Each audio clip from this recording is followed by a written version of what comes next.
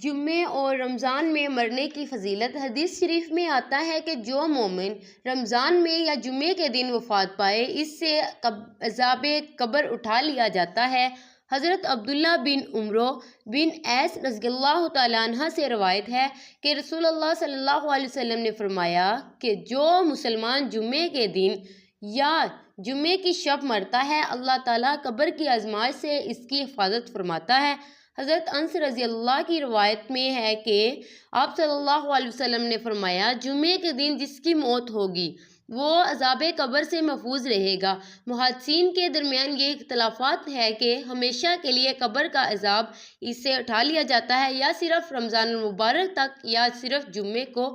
کچھ حضرات اسی دو قول کو لیتے ہیں کہ صرف رمضان یا صرف جمعے کو عذاب قبر اٹھا لیا جاتا ہے، اور کچھ محدثین پہلے قول کو لیتے ہیں کہ ہمیشہ کے لیے قبر عذاب اٹھا لیا جاتا ہے۔ اللہ کی بے پناہ رحمتوں سے یہی امید رکھنی چاہیے کہ ہمیشہ کے لیے اس سے عذاب قبر اٹھا لیا جاتا ہے۔ اس حدیث کی وجہ سے رمضان یا جمعے کے دن وفات پانے والے کو مبارک کہا جاتا ہے، اور اگر کوئی غیر مسلم رمضان المبارک میں مر جائے تو صرف ماہ رمضان کے احترام میں رمضان المبارک تک قبر سے محفوظ رہے گا، اور رمضان کے بعد پھر اسے عذاب ہوگا۔